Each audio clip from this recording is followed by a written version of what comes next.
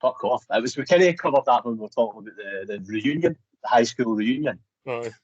Imagine how awkward that would be. You know what I mean? So stupid, man. Like, we've known each other now for, what, 7-8 years, Stubbs. I still don't know what you do for work. I'd like to keep it that way. I mean, yeah. Well, aye. there's more interesting things about you than that. Yeah, 100%. Aye. I think there's a thing in the Succession where they say if you think your job's important, basically it means you're on the verge of a nervous breakdown. Basically, I think that's really, really like quite a true comment to make. Well, even like a few weeks ago, it's like me and Sean worked for the same company, and I'd actually forgot that Sean worked for the same company as me, which obviously proves how little we talk about work to each other. That's what I like about this group. We don't give a fuck about that stupid shit. You know what I mean? Like, it's nonsense. It's when Sarah will say to me, like, oh, have you asked Dubs how Les is doing? I'm like, nah. Imagine that happening. Imagine that question being asked. I know. I'll be like, all right. Did you know just say absolutely like, idea if your unicorn missus number? are alive. Sarah's probably got her number as well. There's no reason for you to ask. She's just too lazy. You're the go-between. Aye. But you'll also get things like, partners can be quite bad for that. Go text your mum and ask them this. You fucking text her. Leslie contacts my mum more than what I do. It's just a hassle. I'm not doing it.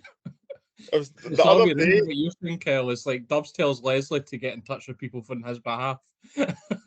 Well, like, I don't know if they'll if Sarah will listen to this one. Les probably will not listen to this one here. But there was Dubs. Remember the morning where Les was picking up cupcakes for Sarah, and Sarah's asking me to text you to ask Les where she is. I was like, why is there 4 people to find out where somebody is? Like, just message her directly. I was involved in it when it was absolutely nothing to do with me. Like, honestly, I was furious. I was actually screaming that day.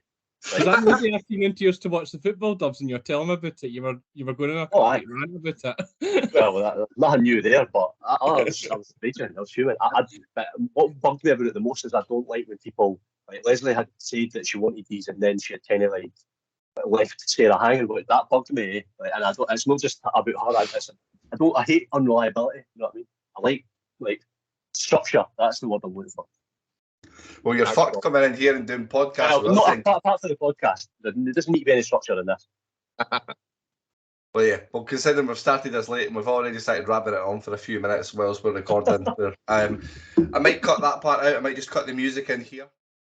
Sorry I don't speak moron as well as you, but let me try. What the hell was supposed to do, you moron? It's a moron. That's not against the law. Gun! You fucking moron! Dressed up like Batman. Because he is Batman, you moron. What are you, a fucking moron? Huh? You moron. Drop dead. Moron. Whoa! Up here, you morons. Stepping morons like yourself. Me down, you moron! Hey, moron! And then take it from there. But last week it was about Welsh football, and then you started talking about movies. Well, welcome back into another episode of Morons Reviewing Movies. We have once again our good friend Dubs joining us to talk about the movie Traffic that was selected by Hunter. You'll notice that Dubs has jumped into the episodes that he just suits on at the moment. We have got an episode coming up next week which he decided he was above and didn't want to be a part of. But I'm sure he'll be back in for there's an upcoming movie that he might be interested in. We might get him back on. But this week we are going to be talking about Hunter's selection, which was Traffic. Traffic was out in 2000. A judge is appointed by the president to spearhead America's escalating war against drugs, only to discover that his teenage daughter is a crack addict. 2 DEA agents spit the fucking words out, protect an informant. A jailed drug-banned wife attempts to carry on the family business. It's far too hot to be talking this much already, so I'm going to pass this over to Hunter to give us his reasons why he selected Traffic and his thoughts about it. Thank you, Mr. Kyle. So, as we sort of kind of alluded to before we started recording, I'd first partaken in this film. Let's just say it was a Sunday morning at a house party type thing, so it was kind of easing back into civilization. And so I just remember there was a kind of few kind of older folk there, and it must have been at their films, and it was kind of the first time that the people the way they talking over it, but kind of explaining sort of different aspects about the film whilst it was on it is one of those ones that kind of listening to them kind of talk and explain kind of made me sort of maybe understand things about films that I hadn't really noticed or taken an interest before. So I kind of, it's one of those ones that because of that, I thought it would be good to introduce to the Morons whenever we had the chance to pop it up, whenever it popped up, sorry, on the available streaming platforms that we had to take in, especially for Mr. Burns, who I'm not even going to ask him if he's seen this film before, but for those who maybe hadn't seen it, to see maybe if they sort of were able to sort of know and appreciate. But the difference now being, I think, maybe I'd obviously seen films back then, but obviously we've been watching, reviewing, critiquing films now for quite a while, so maybe that experience might not be there for most of what I had that day. But again, for me, I think this is a very good and solid film. And again, kind of what I think, I know we kind of mentioned it in the group chat the other day, but I do like the way sort of each sort of story is shot, like when you've got the dark and dingy handheld camera, screens orange and sort of, again, it's to go with like the sky, but and there's also the desert and the heat that you get from Mexico. And then you've got sort of Catherine Zeta-Jones' life, although she's got the husband in jail because he's part of this drug circle, but it's also she's dining at the country club and she's got the big private house. So when her scenes are on, it's all sort of bright, colourful. Even though there's shit going on, her life is still so much better than everyone else's in this. And then you've obviously got with Michael Douglas's character, like kind of when it's just him and he's in his job, it's still these bits they're sort of well shot and well coloured. And then you've got the bits with his daughter when her life starts spiraling and she's going to all these drug dens or whatever, and then it's the screens darken and whatever. And I do like the kind of, it's one of those ones you've got all these different stories on, but they're all linked, but they never cross over properly. There's not many. I think there is the odd scene here or there. Yeah, I was going to say that. There's the odd time where they either cross paths on like the street or I'm sure there's one bit when some people are going into Mexico and the other person's leaving. That's it. You see that. Zeta-Jones is leaving Mexico, but obviously on completely different sides of the road. But there's never like a direct interaction where the stories go full circle and meet each other, which again it's quite weird because it all seems to be happening within this one small town essentially.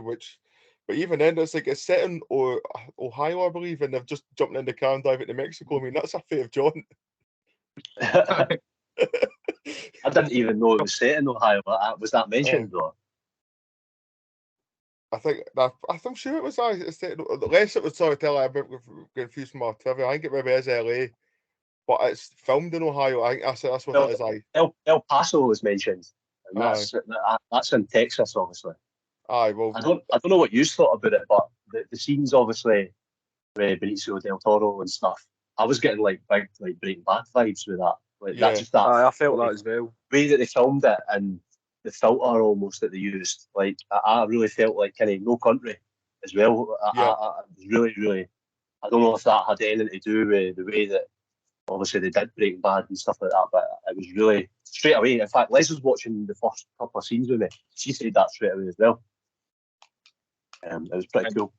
The different colours as well. They obviously use a blue tint as well quite often for some of the scenes. Michael Douglas scenes particularly, they were really, really blue. Which I don't know what you thought about that. Well, the part that I found it really off-putting. Oh, sorry, Sean. Oh, sorry, Carl. I was just saying I found the blue tint really off-putting. But on you go.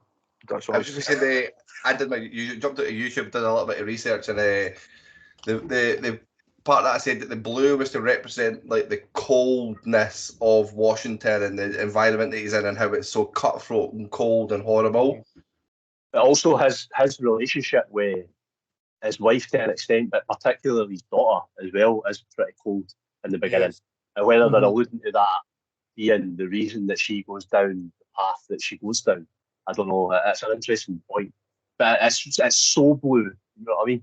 I kind of thought as well with the fact that his daughter gets into the drugs, like it's almost like, I don't know, the meth side of it.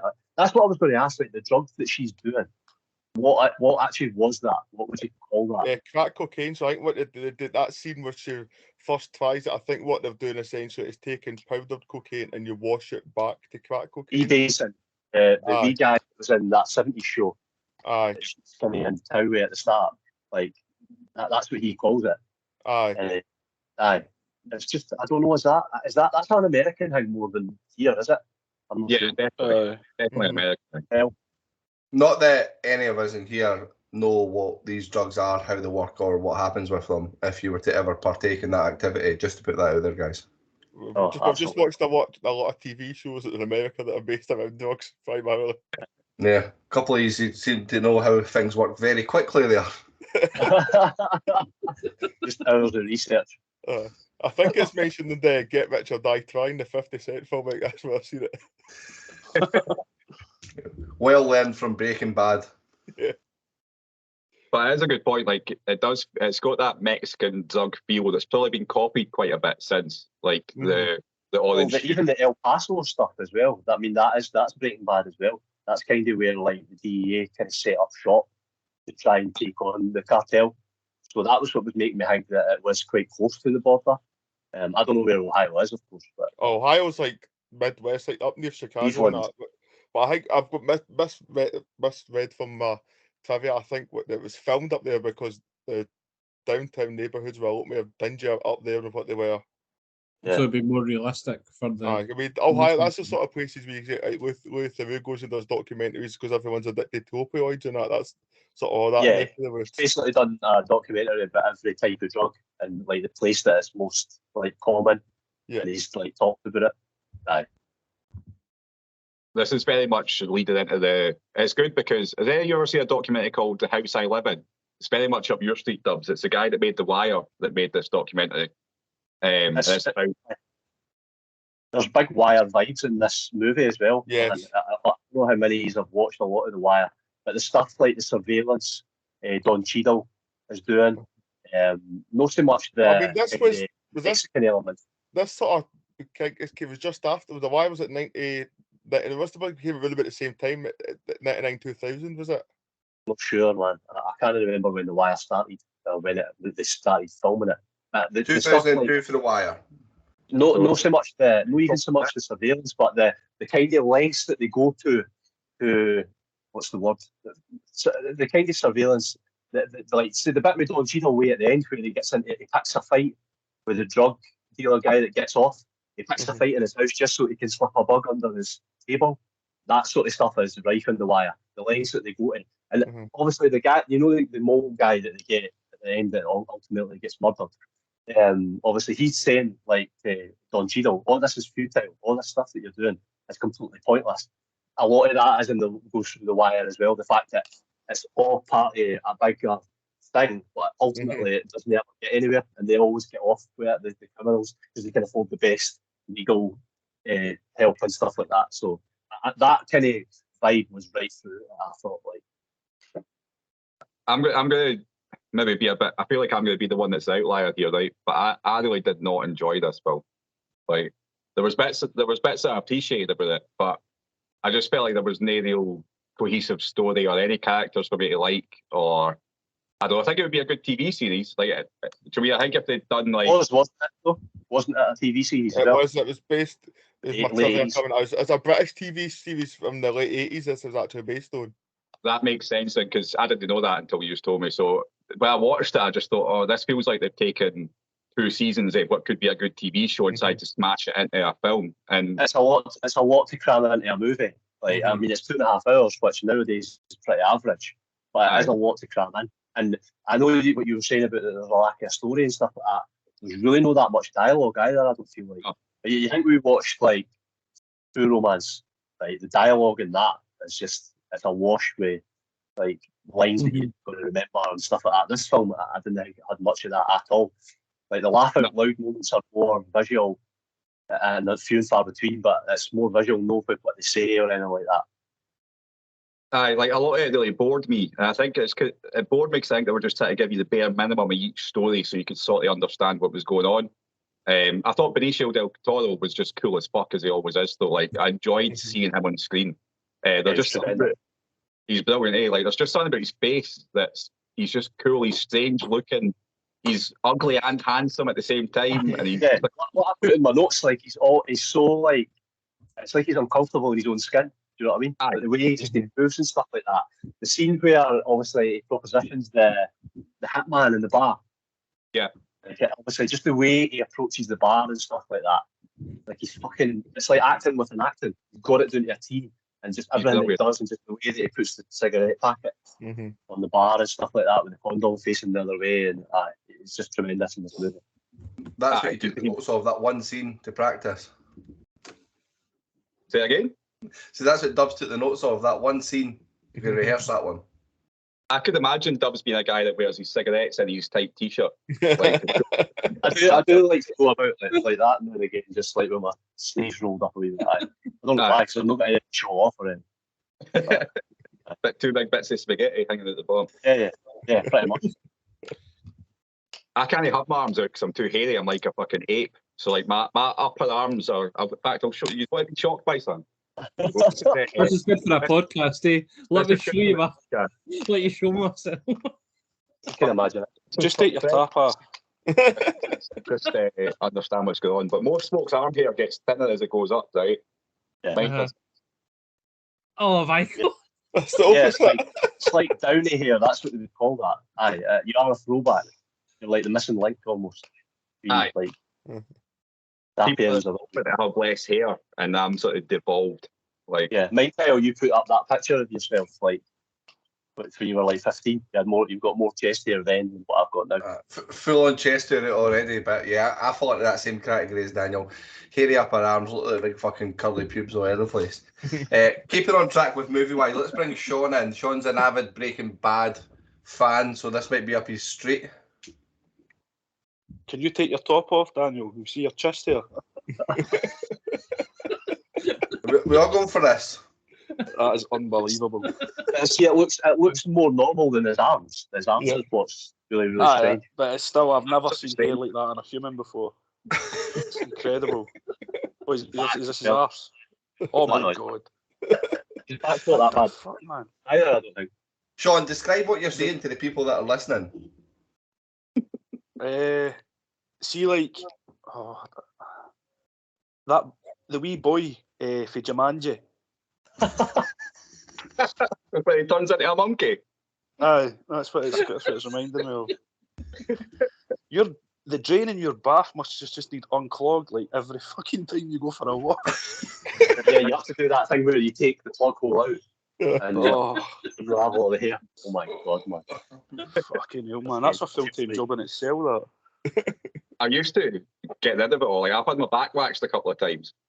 My god, man! Like, you make the appointment, you phone up, and they think like a normal human being's coming in, right? Yeah. And it's like, hey, cancel my 4 o'clock. Like, they're just fucking in there for days, man. Like, Does it just grow back the next day? Aye, it's a waste of time. I've got a daily fucking extra man. I'm kind of with Daniel on this. I struggled with this just because obviously there just felt like there was so much happening, and I was kind of waiting for everything to come together.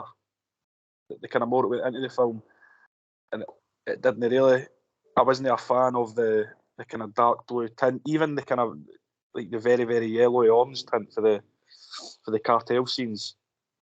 I found that a bit more bearable, but I still wasn't a fan of it at all. I thought it did actually do like a good job in terms of like it wasn't really kind of glamorized. Like a lot of these kind of drug films, it glamorizes like drugs, and like if you're a drug dealer, you're this fucking mega rich person and you've got a fancy car, a fancy house, all that kind of stuff. It kind of stayed away from all that, which I thought was quite good, because that kind of stuff's been done to death as well. This is the first time that I'd seen it. I actually was kind of expecting a bit more for it, if I'm completely honest, but again, that's just my preference.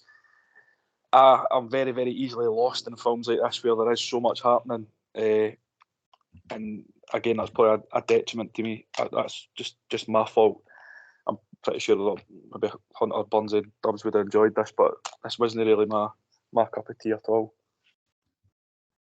I get it though. Like, I don't know, it was very disjointed. I was going to be harsher on it when I first came on, like, but my thoughts were it was like a fucking a dog shit bin on fire. Like, it just felt fucking everywhere. And it was just scattergun approach to, let's get all this cool shit on camera, and then somebody at the end's got to try and put it all together. And it didn't feel like there was any cohesion really between it. And like, even when I didn't care about the daughter possibly having an overdose or whatever was happening to her. I didn't care when Benicio del Toro's partner was getting shot in the back of the head. Like, these should be big moments where you're sort of gasping. Yeah. The one thing I did think was, obviously, Dubs chose to do this one and chose not to do next week's. And I think that was a bad choice, personally. I certainly enjoyed next week's a lot more than this week's. What's next week's? It was really the cast of this one. Subject matter as well. I thought maybe it could be interesting. That was really the only. Sorry, Kevin, I know you didn't want to step in. Don't worry. I was just basically echoing Sean and Daniel. I found that the parts that I really liked about this was how it was shot, because I can appreciate that they made it really clear it was 3 different storylines within the same universe. And the fact that they did the crossover, I thought made a lot of sense for it. But that's pretty much where it lands. Like, I was watching it, and it's because Burnsy made the point in the group chat recently, because this was subtitled and you had to pay attention to the actual film, I gave this like my full attention, expecting to enjoy it. And I had this memory that I've watched this. It's me having a memory is a fucking shock on its own. But having a memory that I actually enjoyed this before, but then I watched it and I'm like, I don't remember this at all. Sean. I was just going to say, it's obviously with so much going on, it's basically just a story from the top to bottom of how drugs can affect different people in different walks of life. And obviously you've got the boy who's in politics, like Michael Douglas's character who's in politics and all that. Does he know his daughter's doing heroin or whatever kind of drug it is in the background, and she's obviously almost died. So like, it is a good concept, but I just felt like there was just so much going on that my wee pea brain was just fucking like a monkey playing the tambourine inside it, just not able to process what was actually happening. Didn't watch The Wire because basically that is exactly what The Wire is, but it's just like maybe 5 series of that, like the drug trade and how it affects every single facet of society. It goes to like even the schools and the like government and stuff like that. So it's very, very similar in tone to that. The one thing I did, that's what I raised my hand for though, I did want to ask about. So it was mentioned about the subtitled element of it previously, before I watched it anyway. So did you actually have to turn the subtitles on for the bits that were in Spanish all the way through the film? I did. Aye. What the hell did they do in cinema then? So I think that's just a weird Netflix thing. So I'm sure the cinema would have had the subtitles for just the Spanish bits only, but Netflix is weird. You either have subtitles for all of it or none of it. I have subtitles anyway. Constantly turning it back on and off. Do you know what I mean? Like it was that bit was a wee bit. Like it was annoying. We've had that for a few films now. That's happened in quite a few. I can't really remember which ones, but it's definitely happened. Because there was one where I started watching it and it started off in the foreign language, and I was 20 minutes in. I was like, I should probably understand what these folk are saying. I thought it was just like throwaway dialogue that you didn't really need to know until it got deeper into the film and it's still going. So I had to go back and fucking rewatch it. What I was going to say about the Benicio del Toro scenes was the fact that obviously it started and it was just wall-to-wall Spanish. And then there was elements of it that crept in the way it started to be in English in those scenes. And I was like, and this is a film from 25 years ago or something like that. I'm like, what are they hell are they playing that? That's definitely a big black mark on it for me. Like, even when they were jumping between the scenes, I think that as much as I liked the concept of what they were doing, see the actual harshness of the contrast and the change in the colours, it took me away from paying attention to the film, being like, fuck me, that's bright, or fuck me, that's dark, it's too much orange. Like, I was noticing it more and more, and you do get the Hollywood joke that if it's ever in Mexico, you want to make a Mexican film, you just turn it orange, make it orange, and that's a Mexican movie. And I couldn't stop thinking about that throughout this film, and I do think because it was quite long and drawn out and boring that I probably missed loads of parts that happened in this film, even though I was literally sitting full on watching it, because it was like 2 hours into the film and I looked and I was like, oh fuck, there's half an hour left, I'm just going to go to my bed because I can't be arsed watching the last half hour. I'll go back to it later on, watch the other half an hour the following day, and I don't think it made me I didn't even remember much of what happened in the 2 hours that I had watched. Oh, I mean, I don't know how you can't just watch a full film, but See, I can happily stop a film midway through, halfway through an action scene, pause, come back to that tomorrow. oh, The only thing no. I would say that device, obviously, with the different colours, like filters or whatever, that was a device that they had put in to try and tell you, like, by the way, this is a different like part of the story. Which, I mean, obviously, that can be unsettling, but you'll know yourself, Kyle, you've done a wee bit of research. That's pretty much why they did that. It would have been even more confusing if the Michael Douglas bits were at the yellow tape, like when he's sitting in like an office. Yeah, there was parts that they talked about in the research about the cameras that they use. So, like for certain actors, they had a stationary camera. For other actors, they had a camera that moved with them, so that you felt their movements and their motions, and they made it more grainy as it went on. And I just thought, you spent so much time working on how you want this camera look and the aesthetics of it that you've actually missed out the plot. Aye, 100%. The camera was almost really unstable, wasn't it? But Kyle, what you're saying, that's the direction that the directors took from that's not the screenwriter or whatever. So they've got this thing, it's the direction of this that's going to be applauded for that then, whereas what we're saying, we're picking holes in the screenwriting, it's nothing on the director, essentially. Aye, that's a good point. Like Dubs made a good point. There was very little meaningful dialogue throughout the whole thing. I just felt like everything was just the first thing you could think about for two cops that are talking about drugs to sit and chat to each other and have a bit of banter. Like it was, I don't know, and it just felt too much like it was just story and plot. That was really all they had, and like cool light filters. That was pretty much it. The dialogue was just non-existent, really. I wonder what. For some reason, you've got a cop cutting about in a 1984 France top in Mexico for some reason too. That's funny, that aye. Well, again, the wire kind of elements. It's like plain clothes. It was the same with Don Cheadle, and I can't remember the other guy's name. Like they always wear they don't wear like cop uniforms because a lot of the time they're on like surveillance or they're undercover and stuff like that. So that's why they always kind of wear like civvies. But the France stop that did kind of that was like a cool detail. I thought actually. Yeah. Like little things that bothered me, like if they put a bit more effort in it, maybe just having two stories going. Because so when they're doing the first Don Cheadle and is it somebody Guzman, that actor's name? When their very first surveillance, and then the local cops come and fuck it all up. There's no background to make you think that could be a thing, or there was no For that to work, you need to have a previous conflict between the DEA and the local cops for you to care about that. And it was just a bit explained after that point. Like that's what I found. It's like it just seemed to. Sometimes we've watched films and I've said that if you go right into a scene, it gets you hooked straight away instead of it being like a slow build up. But I think I'm sort of on similar to quite a few of you in terms of how I enjoyed parts of it, but it was just a bit of a struggle at stages. Just there was too much going on for me. Like I'd written down what you said, Daniel, about how 3 stories just felt a bit too much overkill. It was just they were trying to fit everything in, and then at stages as well, I found that I was like pausing it, just trying to remember what actual part are we on, and what are they doing, and what's going to be. Try to think what the outcome could be and what would be next, because it was just. And although I thought the acting that was good, like I couldn't tell you a lot. I couldn't tell you a lot of the people because there was too many.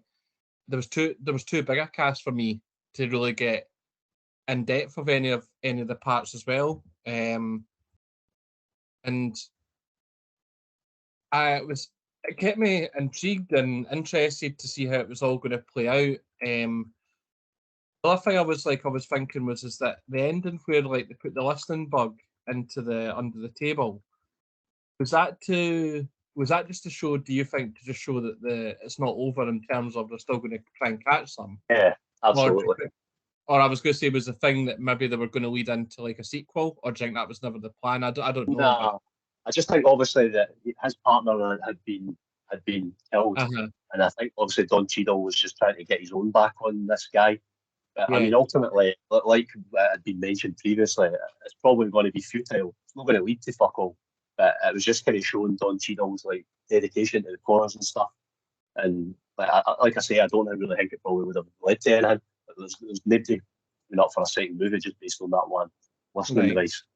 I And also too, I guess it shows that how, because it goes in like unarmed, and he's obviously just that pissed off at his colleagues died, and he's not even fussed that he could go and get his head kicked in, could get shot, anything could happen. Obviously, him walking in on his own. I know he's a cop and whatever, but it just also shows how much how much that's hurt him. It was a ham-fisted approach, but obviously I think he's kind of just at the end of his tether a wee bit, and he's kind of just to do anything. To an extent, yeah.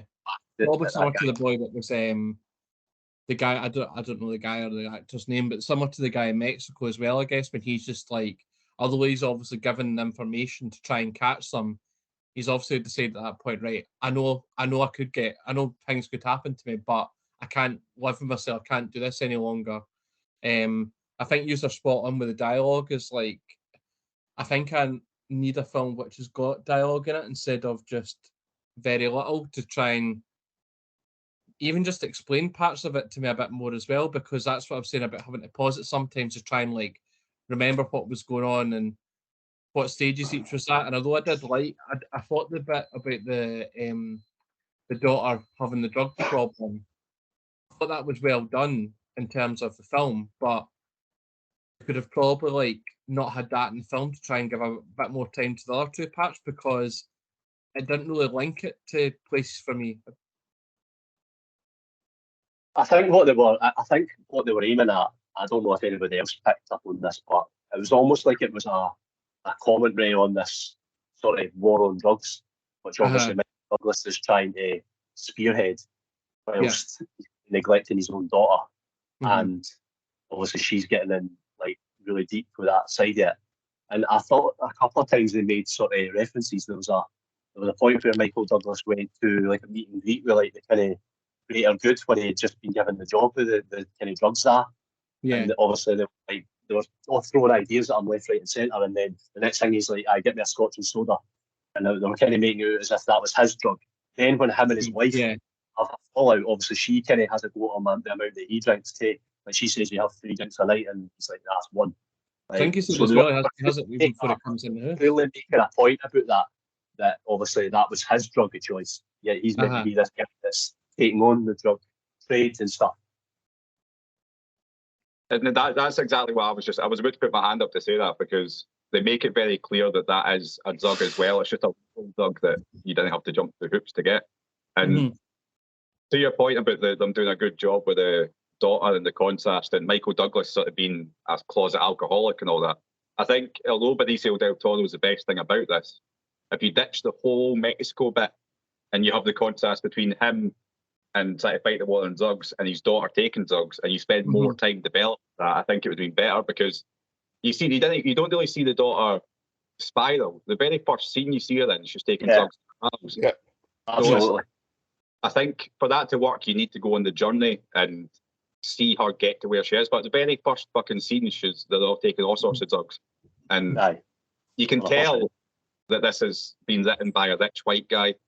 Because like, where do you go and get drugs? And she's in some dodgy fucking room where you've got to go and look through a wee hole. It's all nonsense. Like, they'll have a guy, rich white folk have got a guy that comes and drops it off to you. They bother. They're not going down to the fucking ghetto to walk up these wee doors and folk with guns on that. That's never happening. Like, nonsense. It was a bit much, wasn't it? Yeah, that bit was. And also the fact we're going to get the drugs, definitely. Like Michael Douglas's wife, also, you're saying, Daniel, like that for that spiral, that she knows that her daughter's been on the gear for 6 months prior to this film. Yeah. The point that we jump into today. So there's definitely, I just said, you spend more kind of what I agree with what you're saying was too much crammed in, but spend more time develop. Focus on any 2 of the 3 storylines in this. Because also, what would have been a good avenue as well is the whole what was happening with Catherine Zeta's husband before we jumped into the story in this film. That's also, I'd imagine, would be a decent enough story within itself too. Aye. All you do is you find out later on when he put the lawyer, who's Dennis Quaid as well. It's got a big cast. He's barely got a part in it. There was the boy for Scarface as well, our man. Sorry again. The boy for Scarface was our Catherine Zeta-Jones's man. Stephen Ball. But the lawyer comes and puts the music on and whispers to her, and he's basically like, "Your husband's been smuggling drugs, and that's as much as you get about it." Like you get no other detail about it whatsoever, apart from the wee guy that's sort of grassing them in, and you don't get any detail for him really either. It was kind of like that hiding in plain sight element to it, though, with Stephen Byer and however you pronounce it, and Catherine Zeta-Jones. She was saying obviously she's got like all these fundraisers that she's involved out with and charities and stuff like that. All the while, like they're living like in like total like sin, the way that he's earning his money and stuff like that. But the one thing I did think about like the lawyer and stuff like that was it was a wee bit like cringy when he was kind of trying to like come on to Catherine Zeta-Jones a wee bit. I don't know if you've got that vibe. He kind of just like she was sitting on the couch and then he kind of just come over and sat next to her. But they never really implied that anything happened like that strongly. But then the next time when Stephen Boyer's out of jail, he's like, I think you're just going to move into my house and all that, take over my life, basically, raise my kids. Aye, and there wasn't enough to justify that. No, it came across quite sleazy and stuff, but they didn't really. That was kind of shoehorned in a wee bit, I felt. Yeah, it's just another example of trying to stuff absolutely everything in the film, though. Like as much as possible, just try to cram it in. I thought. Aye, no, definitely. Do we think this is when Michael Douglas and Catherine Zeta-Jones started shagging? No, they were already engaged. She's actually pregnant with his Wayne during filming too. Really? Aye. I was going to make that point. I thought that it was all going to lead up to them either meeting each other or being like kind of part of the story at the end or something like that. And it turned out like they were probably the only two characters that did they like kind of slightly cross paths or whatever. Which, but if they were already together then. I didn't say like talk about things getting shoehorned in. Like her arc from being cunt to club wife to fucking running a fucking drug fucking organisation like in the space of an hour and a half days. Yeah. I think it's too much.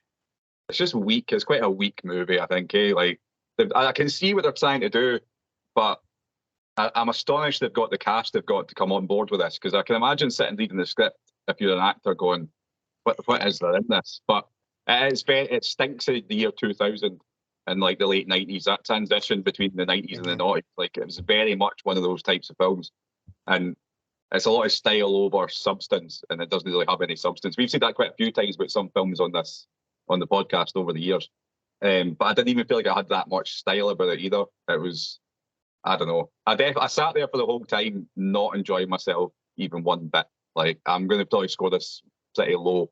This will be the worst of the series so far for me. Ooh. Like I thought it was really bad. I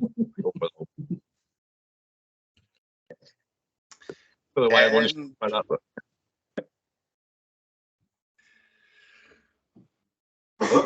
Sorry, just having a coughing fit there as I was about to go and talk. No, I don't think it's been a particularly successful choice this time, Hunter. We've had a chat previously about your choices, and we'll just add this to the list. I feel like it's just a vendetta. You just want me out. That's it. You've got my replacement lined up already. He's been auditioning for a few weeks to replace you. Can you imagine getting Dubs to try and do some trivia? Here's another task for you. No chance. I feel like a lot of the time I step on the trivia though. Like I don't know, I've just got that kind of like I'm interested in the stuff that's really not that exciting. Don't worry, we're shocked week on week that Hunter actually comes with some. I do have some this week. I'm still playing Hunter Alliance. You're my favourite Hunter still. Don't worry. Oh, thank you. I thought Sean was going to give you a moment to shine. What trivia do you have? I know, I've got to work out which ones have actually been mentioned during the fucking story. Well, whilst you work that out, I'll just say that the Catherine Zeta-Jones and Michael Douglas met in 1998. They were introduced by a mutual friend, Antonio Banderas. Wow. That's definitely, they've been high-fiving as they were introduced, like. Oh, Eiffel Tower. Go Dubs. Has anyone ever heard the thing about Michael Douglas saying that he got cancer from eating pussy? Aye. He said that's why he got throat cancer for going down on too many women. Yeah. Well, he was like happily married, supposedly. She wasn't happy about that. There was some sort of comeback because I saw her. I think she came out and was like fuming about it. I wouldn't be happy about it either. Let's be honest. Are they still together, they two? Yeah, absolutely. No, He's he's like got a couple of clerks. It sounds like something after I put in our chat this week about Neymar, how like they've got that kind of relationship as they can just go about. Ah, it's fucking rife in Hollywood, that man. I mean, let's face it. The side part, as they call it. We're calling it a lot of cops, but the age gap here was a lot more respectable than what fucking De Niro and Pacino have been up to recently. So Yeah. That's taking it to the extreme, but at the time they did get a lot of hit for the age gap with them, and it was just like non-stop. They were getting like hounded by the press. I'm sure there's an element where they invited it, but I'm sure I remember at the time it was like there was it was definitely big news. I mind it when I was younger that those two getting together, they were like the big Hollywood couple that everyone was talking about. Because she was like British as well, or there was that element there. A 25-year age gap. Which, and see, you look at that now, it's like a small beer, isn't it? I know. DiCaprio's doing that with a different floozy every week, essentially. Floozy? Something will say that DiCaprio went to a 28-year-old recently. That was me. But he's still 25-year-old and a 28-year-old. That's the difference. But he's closing the gap. Have you seen the thing with Ricky Gervais? He'll get up to 30. Absolutely not. Say again, the thing with Ricky Gervais taking the piss out of DiCaprio and it's like young women that he's in with all the time. DiCaprio's actually in the room when he's doing it as well. It was at the Golden Globes, I think. I can't remember what's the time in Hollywood. He says by the time the film was finished, his date was too old for him. His date wasn't old enough to get into theatre or something like that. Which is funny, man. And he said something like, even Prince Andrew's saying to you, come on, like, enough's enough, movie. Oh, we always end up in this topic. It doesn't matter what film it is or some sort of weird devious topic. I think Sean makes this point all the time. Hollywood is just full of these devious fucking bastards. Oh, 100%, man. But that's what it is. It's kind of talking about the drugs element in that. Once you've done all of that, the weird drugs and stuff like that, where do you go next? It's weird sex. That's where you've got to go next. You know what I mean? Maybe we should. Remember we did Death Pool before. We should start a nonce pool. Like, who's going to be the next Hollywood superstar to be outed? I said about Conor McGregor the day. That's an absolute stitch. I shouldn't even be allowed to pick him. Daniel, that's one for you to take to Instagram. Let's do a nonce pool. Conor McGregor counts. He's going to be in the next Roadhouse movie, so he's technically classed as an actor now. So I think he's technically classed as a nonce. You were talking earlier how you would probably defend Conor McGregor a lot though, but we heard for good sources that you don't do it as much anymore. What? You talking to me? Practicing his Conor McGregor chat there. I defend him. What? Apparently you defend Conor McGregor quite a lot. Aye, not anymore. But you're definitely a McGregor apologist. Oh no, like I like that.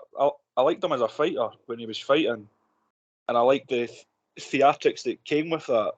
But when you're punching old men, I mean, there's a line. I've never defended anything he's done outside that's illegal. There's a line which is probably snotty, to be honest. That's going to be the name of the podcast right there. When you're punching old men, there's a line. That's hilarious. Thanks for that, Craig. That's all right. That's okay. Before we move on to nonce pool, and we used to have the death pool, right? It's just reminded me of a funny story about that. So, for anyone listening, we did all once put a bet in. We all put a tenner in, and we all picked two people. Yeah. Everyone knows what the death pool is. But we got to the point that we just spent all the money. Remember, we just got a big giant Indian takeaway with it. It was all starters. It was all starters as well. Didn't have a main course between us. The worst thing about that was, so it was the 10 of us that were in the original fantasy football, plus my mate Andy and somebody else did it as well. So there was 12 folk in it. And he picked Bern Sawyer, who actually did die within the year. And he came to me. Won the money. He was like, "Where's my money?" I was like, fuck, we all just spent it on fucking Indian food. Fucking was it? Lighting the Gilnar's till, that's where it is. It was when we were picking people. I think that most of the people that we picked ended up all going into rehab and turning their life around like within a week. Because I picked Pete Doherty, and then it was like headlining Burns's tabloid, the Daily Mail, the following day that he checked into rehab and was fixing his life. Did even know pick Kerry Katona, I think, as well. I think that was she's got an OnlyFans now, hasn't she? How much is it, Dubs? Something's like, hasn't she? Is it? It's like, let me know. I tagged Neely in it on Facebook.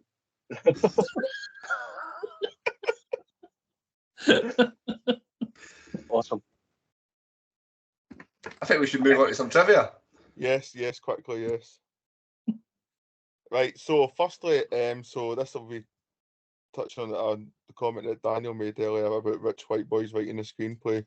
So when a critic commented that it seemed unrealistic that the daughter's high school record was almost perfect when she was taking drugs, screenwriter Stephen Gaghan pointed out that his high school record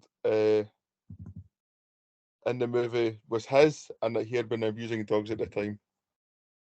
Aye, that's utter nonsense, that opinion, whoever put that forward. There's functioning alcoholics, like, exactly, every day, everywhere you go. So, in fact, if you're going to have a habitual drug at that age where you can get up and function the next day, like, it's probably the prime age to be doing it. Exactly. The person making that comment is probably coming for the view of it's a bad example to give, because it's telling young kids, well, you can still get a 3.7 grade average or whatever, and be still heroin at the same time. Like, so you know what Americans are like? They like to blame either films or fucking computer games or everything else on their cultural problems. Yes. Like, it's always again, that's kind of what I was saying. Like, the one thing I did think that was good about this movie was that it was actually making a mockery of the war on drugs. I felt like, which I think I was right behind that. You know what I mean? And I think if they'd gone harder in on that, I would have really enjoyed this, because it's spot on. The war on drugs is an absolute fucking nonsense, like an absolute nonsense. And the good point, the best bit about the film was the bit before the informant guy dies with the fucking scrambled eggs or whatever, with poisoned eggs. Yeah. And he makes that point. He's like, look, you got your information for a different cartel to try and put this cartel into business. All you're doing is working for a different drug dealer than me. And that's exactly what it is. You're never ever going to stop it. You're going to say you take out the head linchpin of the drug trade in Mexico, and you've taken out them all. All it does is mean more people can make more money. It's, you take him out, then whoever's the second or third in power, they then just rise up at that point. Yeah. That was another thing that they talked about in Breaking Bad a lot, and The Wire as well. There's always going to be a fiend. They're always going to look for a high somewhere. You know what I mean? Because drugs are illegal, so it makes it harder for them to get them. The thing is, well, they could have done more with it. Like, obviously, you like The Wire. I mentioned that documentary, The House I Live In, that's made by the guy that made The Wire. So you should definitely watch it, Dubs. You'd like it. And that's one of the things they talk about. They change the focus of the war on drugs all the time to basically combat the poorest people in society, right? So they've got the 1 to 10 sentencing ratio, right? So normal cocaine, which rich white folk is their drug of choice, gets you, say you get 10 years for that, right? If you get caught with the same amount of crack cocaine, it's 100 years. It's 10 times the sentence. But the only difference is that poor people in the ghettos tend to smoke crack cocaine. Gravitate towards that drug. Aye. And they gravitate towards it. It goes back to kind of what we were talking about with the tax drugs and the non-tax drugs. Like, I'll say it's extreme, but alcohol is a completely accepted drug. And it used to be like more as a sponsor on like shirts and like racing cars and stuff like that.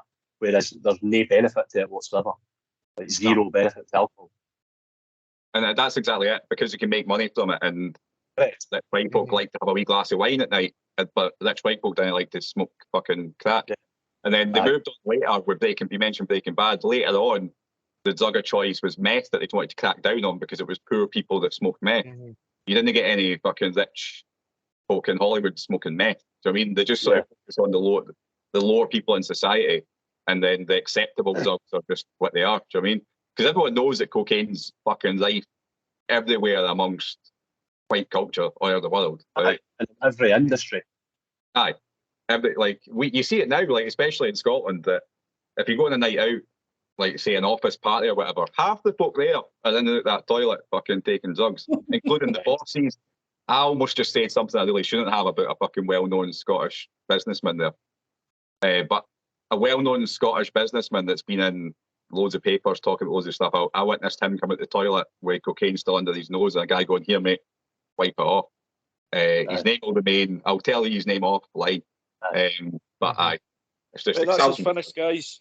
That's us wrapped up. I'll cut make his sure name you- in here. Small and Morons Daniel picture. Boyce. Make sure you clip it and put it on Instagram for Daniel. That's let him when know you what see the the next difference we do like a wee video for the Instagram reels. We just put his picture up randomly in one of them. When we start a Patreon and there's like levels to it and you're paying for content, then I'll tell you who the rich businessman is that saw taking drugs at fun. But you have done the like Wolf of Wall Street, man. That's like in Wall Street. It's like they're all fucking chinged out their nut, like gambling, taking fucking life savings and all that every day. Like front bench of the fucking Houses of Parliament, they're all fucking poked out the eyeballs, man. It's absolutely right no matter what industry you go to. Like definitely, it's so strange that we care so much about it. We should do it. But you see what Portugal's done. That all drugs are fully legal in Portugal. There is no war on drugs. Like you can get help if you're addicted to drugs. They will give you help, but they're not going to put you in jail. You know what I mean? What happens here is you get caught with if you've got an issue with drugs. It's an issue you've got, right? It's the same as an addiction with alcohol or with gambling, which is we've been talking about recently, all these sorts of things. So you should get help, right? But instead, you put you in prison where you're going to just get more of it and rely on it more, and you'll come out and you'll know. It's easier to get it in there what it is outside. Right. The war on drugs is a farce. What's next, Hunter? Talking of farces, no, I'm joking. Michael Douglas originally declined the role of Robert Wakefield, and it was offered to Harrison Ford, who accepted it. Ford then worked with the director to improve the character, but then decided not to do the movie. Douglas then liked the change in character so much that he then accepted the part. Oh, that's quite interesting. Yeah. So Harrison Ford was like, "This isn't well written enough. Let me make these changes," and then he's like, and then Douglas is like, "I'll fuck it, I'll do it." Makes sense. On the first day of production, the director Steven Soderbergh, who had done Six Eyes and Videotapes, was his first film. The producers of that movie sent a telegram to Soderbergh. So sorry, there's the first day of production of Six Eyes and Videotapes in 1989 for Steven Soderbergh. The producers of that movie sent him a telegram. They teased him good-natured humour, telling him that they'd heard reports that he couldn't direct Traffic. 12 years later, he won the Oscar for directing Traffic. So did he win an Oscar for this? Yes. Yeah, I think there was 4. I think there was 4 Oscars. Yes, for this correct. And that was my next point. 5 categories it was nominated for. The only one it didn't win was Best Picture, which it lost out to Ridley Scott's Gladiator. So what did it win? Best Director? I would help if I'd actually got the list to follow up that fact. Nobody won Best like actor or supporting actor or anything like that for this, no? Oh, I think Benicio maybe Del Toro, yeah. Well, okay, he was good. I'll take that. But fuck me, I'm astonished that this was in the award season categories at all. Like again, though, man, it's just a sympathy vote. Yeah, well, so it had obviously nominated for best picture, best actor in a supporting role as a winner for Del Toro, best director, best writing of a screenplay based on material previously produced or published. It sounds like when Hunter tries to explain what a true movie is. But that's like a made up Oscar. I think that's never been won before or after. And the winner for best film editing. So the guy that put the blue and orange light on got an Oscar as well. Wouldn't that be cinematography though? I don't know. It definitely is well edited because I can imagine the way I can see this is that hundreds of scenes were all just filmed, and I can imagine there's like 5 hours worth of shit to be edited together for this. Yeah, that's the editing part, is the order that they put all these scenes, which in reality a lot of the scenes don't relate to anything else that happens in the movie. So that's what the editing part is. Steven Soderbergh was nominated for 2 movies that year. Any guesses on the other one? Oh, because I've just looked.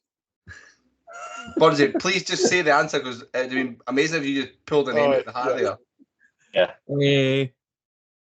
Aaron Brogovich. If Bonzi had just said Aaron Brockovich there, I would have lost it. That's a good movie. Fucking excellent movie. Funnily enough, see the guy, I think he's only in 2 scenes, maybe 3. The guy that Michael Douglas is kind of speaking to that's behind a desk. It's not James Brolin. It's how he's got like the actual army hero. Uh-huh. James Bond. It's Albert Finney, he's called. He's and Erin Brockovich as well. That was the fucking point I was getting to there. So obviously that's like.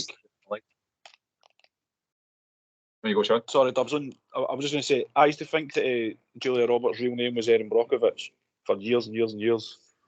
I just thought that's what her name was.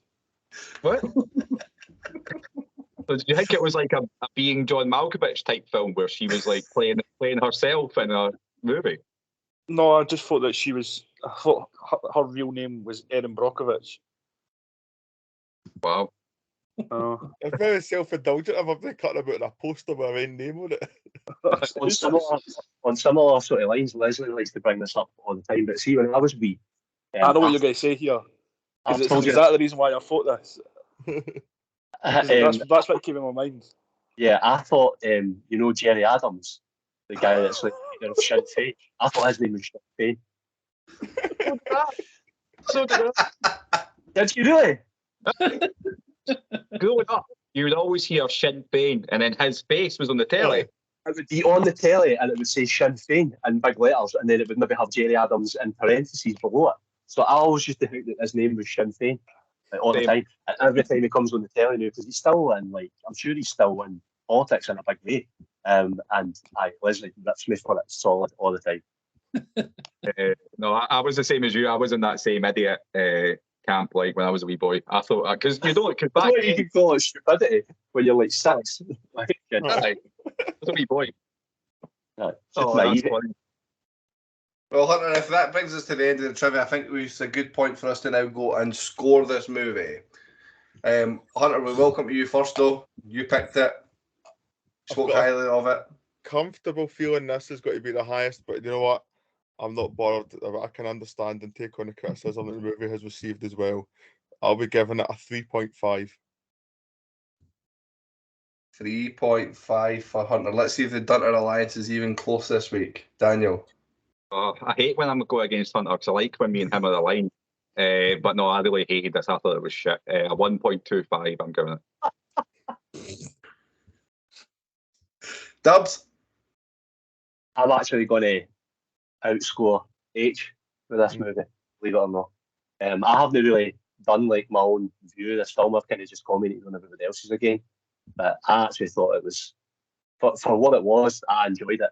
Like, there was no point where I thought it dragged or anything like that. The ending a wee bit it was a wee bit cringy, and it sort of could have maybe been shortened a wee touch. But I thought the acting, Benicio, Don Cheadle as well, I thought they were really strong.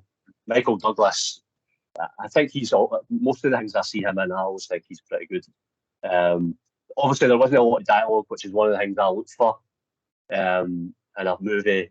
There wasn't really much humour, but I just thought that the way that it was filmed and the stories, contrary to what you say, I actually found them quite interesting. Maybe it's just because of what I've watched through The Wire and stuff like that. That kind of subject matter, I was quite invested in it.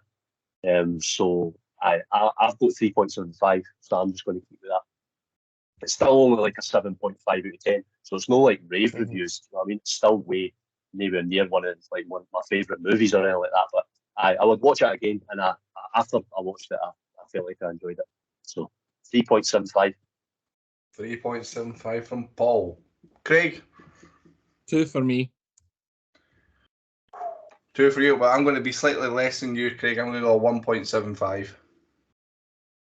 And then we will finish it off with Mr. Breaking Bad himself. A 2. A 2 for you. Burnsy, I'm not going to stall. Have you done the maths across 6 people yet? I think so. I don't know if I did my score, so I'll give you what I've got at the now, and then I can rescore it. Did I even ask you? Do it again first. No, you did ask me. I gave it a 2. Burnsy has one job. I know. And I'm using a calculator as well to do it. We've got the only accountant of the group who's got a calculator to do his one job that he has to do. We've added an extra number in and he's fucked. But I did do it rightly. I got it right both times. Spent too long reading that Daily Mail. It's just eating away his brain cells. That's what it is. I know. That's a 2.38. a 2.38, which brings the movie to be 131st on our list. Slightly above a Bunzy favourite in Gone Girl. That's shocking. It's above Old Boy, which I'm shocked. I didn't realise Old Boy was so far down. It was because only me and you liked it, Kyle. And did you like it, Hunter? Actually, I think you might have quite. I don't think you did. I was probably in the middle, and then like I was the first Sean and Craig. I was probably in the middle for that one. And it's only narrowly behind Hocus Pocus, which came up in conversation recently, Daniel, with us and John. Reservoir Dogs, The Fugitive, Up, and Cool Hand Luke are all on a 2.4, so just slightly ahead of this. Oh, my favourite film ever. So that's quite a good segue that it's right next to Hocus Pocus. So John, previous guest on the show, hello John, gave me a really happy moment. It actually made me really happy this week, where he was watching Hocus Pocus for the first time, and he recognised a line for Hocus Pocus based on our intro. So folk are watching movies now and referencing back to us, and they're like, "Oh, that's for the Morons." That's funny, like we're fucking transcending culture now. Me and Leslie sat and listened to like the intro, like all the Moron mentions, and she picked that one out and said that's out of Hocus Pocus, because I've never even seen that movie. I thought that was quite interesting. I liked that because we were talking about Tarantino last week and how he transcends pop culture, and we're getting there now. That's our first step towards it. Oh, I will get to that. We've got Reservoir Dogs as a 2.3. To be fair, I've half held my hands up recently and said I was overly critical of that film. I stand by it. I gave it like a 3 or something like that. I think it's good, but not great. Reservoir Dogs. It's definitely bottom of the Tarantino pile for me. In fact, The Hateful Eight's bottom, then Reservoir Dogs. Oh no, I cut off a bit banter there, so I didn't really hear what you said, Daniel. But oh no, I love Reservoir Dogs, man. That's an insult having that, as small as it is. But that's what we're here for. Well, maybe you have to come back another day, Dubs, and fight us on Reservoir Dogs if you want to select another seen and unseen movie. But we kind of, I mean, we disagreed with this one. Do you know what I mean? Yeah. There's quite a big sort of gap with this one. But I don't know. I suppose it's just that you watch it. I like the fact that we don't really comment on the movie previously. So even if you do look into what it's about and stuff, you've not really got any preconceived notions, which is a good thing, I think. But definitely, I would like to do it again, and I've already got a couple of things in mind for what I might pick. Well, what I was going to suggest is, Kyle, you've got the list there. We must be at about 190 odd films now. But by my count, I'm sure we worked out that the end of this one will be the 200th. I'm sure with Dubsy's it took us up to 200. Aye. So when we've done 200, what we'll do is we'll do a special episode where we can comment on the scores, whether they're too high or too low, and maybe make adjustments. Because when we did 100 movies, we all got to either boost one up by 0.5 and take one down by 0.5.